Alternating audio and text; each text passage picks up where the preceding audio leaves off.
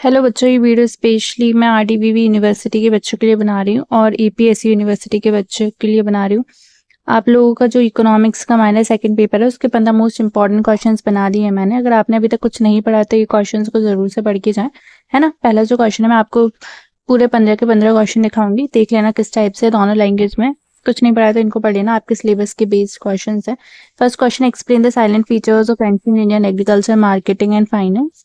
प्राचीन भारतीय कृषि विपणन एवं वित्त के मुख्य विशेषताओं की व्याख्या कीजिए। Second question, discuss the source of agricultural finance and forms of agriculture markets in ancient India. प्राचीन भारत में कृषि वित्त के स्रोतों और कृषि बाजार के स्वरूपों पर चर्चा कीजिए। Third question, define agricultural marketing, what are its various system and main features in India. कृषि विपणन को परिभाषित कीजिए, भारत में इसकी विभिन्न प्रणालियों और मुख्य विशेषताएं क्या हैं।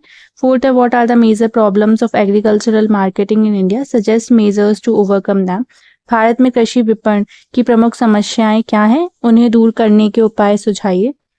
Fifth, evaluate the role and importance of cooperative marketing in India. Bharat में सहकारी विपणन की भूमिका और महत्व का मूल्यांकन कीजिए। अगर आपको इसका पीडीएफ चाहिए इंपॉर्टेंट क्वेश्चन का तो आप टेलीग्राम चैनल ज्वाइन जरूर कर ले अपनी यूनिवर्सिटी का।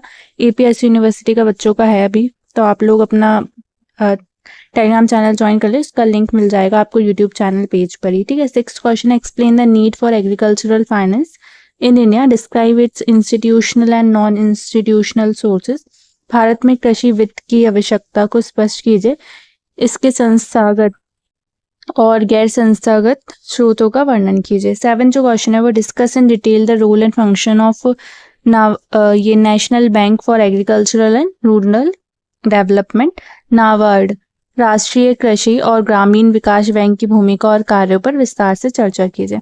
एट जो क्वेश्चन है वो है, analyse the main problems of agricultural finance in India and provide your suggestion for improvement. ये वीडियो मैं जल्दी ही खत्म कर दूंगी, आपको 15 क्वेश्चन दिखाकर, जिससे आपका ज़रा टाइम वेस्ट ना हो और आप सारे क्वेश्चंस को देख लो।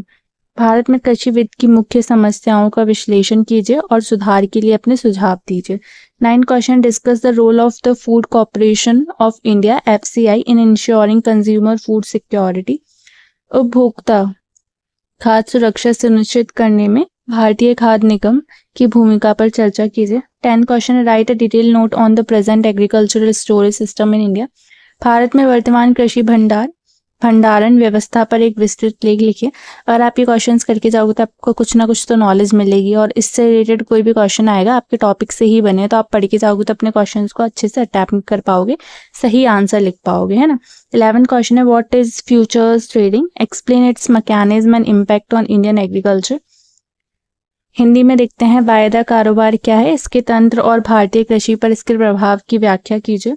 12 क्वेश्चन है, how has information technology IT contribute to modern agricultural marketing, explain the role of e-NAM platform. ठीक है, आधुनिक कृषि विपणन में सूचना प्रौद्योगिकी आईटी ने कैसे योगदान दिया है, ई-नाम प्लेटफॉर्म की भूमिका स्पष्ट कीजिए। ठीक है, 13 जो क्वेश्चन है वो, examine the present condition of agricultural marketing and agricultural finance in Madhya Pradesh.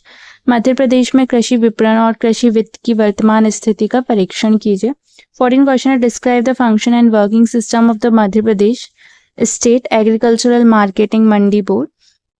Madhya Pradesh राज्य कृषि विपणन बोर्ड के कार्यों और कार्य प्रणाली का वर्णन कीजिए। 15 है, differentiate between institutional and non institutional sources of agricultural finance, which one is more beneficial for farmers.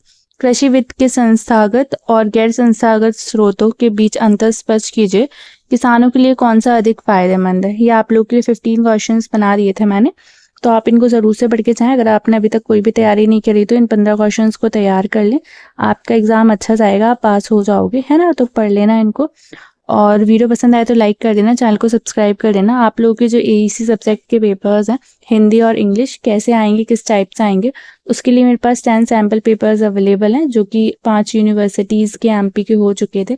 सारी एमपी यूनिवर्सिटी का सेम सिलेबस है। अभी आपके एपीएससी यूनिवर्सिटी के पेपर्स जो हैं वो मैं आरडीवीवी यूनिवर्सिटी के बच्चों को प्रोवाइड कर रही हूँ, और उनका जो एईसी और हिंदी इंग्लिश और वीएससी का जो हो जाएगा तो वो आप लोग यूज़ कर लेना, पर वो पेड रहेंगे।